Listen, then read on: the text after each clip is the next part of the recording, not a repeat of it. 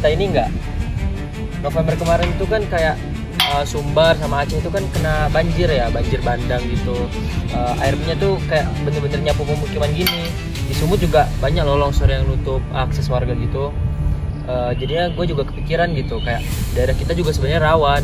Waihui juga pernah kan terjadi longsor kayak gitu. Jadi waktu dosen kita bilang tugas MKWU ini tentang bela negara lewat mitigasi bencana ini, rasanya tuh kayak nyambung banget gitu. Ini kayak bukan teori doang. BMKG juga udah bilang kalau tahun ini tuh hujan lebat dan cuaca ekstrim. Jadi kita harus banyak edukasi ke warga-warga dan ngasih info-info dari BMKG-nya. Nah, soalnya tuh kalau banjir bandang itu tuh aliran arus dari hulu sungai itu gede banget. Jadinya tanah yang nggak kuat itu tuh bakal jenuh air. Jadinya itu bakal yang nyebabin tanah longsor. Jadi kita bisa sih bantu di pra bencana. Dampak keluarganya juga berat kan, kayak anak-anak kayak jadi trauma karena kehilangan rumah mereka juga. Nah, sebagai kita ngobrol doang, kebayangkan kita role play, bikin simulasi gimana sih penanganan dari saat bencana sampai ke pasca bencananya. Gimana, setuju nggak? Setuju.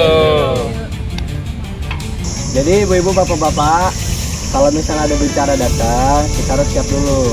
Kita harus siap, diri kita harus siap. Itu bagian dari itu namanya bela negara. Tuh. Nah, bapak-bapak, ibu-ibu, kita itu juga bisa buat aliran sungai kecil-kecil. Dan nah, cara sederhana ini bisa untuk mengurangi genangan air pada daerah-daerah. Nah, agar tidak adanya tanah yang jenuh air. Nah, tanda-tanda misalnya kalau ada gemuruh dari arah sungai, lalu kayak mendadak gitu airnya keruh, terus arus sungainya itu jadi kenceng gitu. Jangan nunggu meluap dulu. Jadi kita udah lapor, terus kita siapkan jalur evakuasi gitu. Jadi anak-anak tuh juga harus tahu sirene atau panggilan evakuasi itu harus ke titik yang aman. Cara ini akan sering terjadi banjir bandang karena tidak ada lagi pohon yang bisa menghalangi air itu untuk turun. Jadi harus sering waspada dan selalu cek info BMKG. Semua ke daratan tinggi, jauhi pinggir sungai. Jangan lawan arus, jangan nekat. Ayo.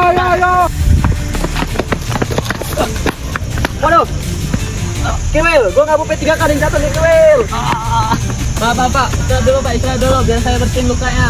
Bude, bantuan udah siap datang, gue udah hubungi kecamatan. Tinggal kita pantau lanjuan yang datang. Ayo adik-adik coba gambarkan tentang kejadian kemarin ya. Ceritanya pelan-pelan aja supaya rasa takutnya juga kurang. Ayo kita kumpulkan data debit air, titik longsor, dan juga aliran sungai yang berubah. Ini memudahkan kita untuk membangun drainase, juga pembangunan ulang bangunan-bangunan yang telah runtuh. Bapak tenang aja, nanti kita bantu catat rumah-rumah yang longsor yang kena kerusakan, biar pemulihan untuk rumah-rumahnya bisa berjalan dengan cepat. Nanti juga bapak-bapak bantu ya, di data-data juga untuk rumah-rumahnya. Terima kasih. Yang penting itu warga jangan sendirian. Pemulihan memang waktu yang lama, tapi kita lalui bersama. Dari banjir bandang dan longsor, Sumbar, Sumut, dan Aceh, kita belajar bahwa bela negara itu tentang kesiapsiagaan dan juga tentang saling melindungi. Pra bencana, kenali risiko, pahami cuaca, dan bangun mitigasi sederhana. Ya sudah. Saat bencana, bergerak cepat, aman, dan saling membantu. Pasca bencana, ayo pulihkan fisik dan mental secara bersama-sama.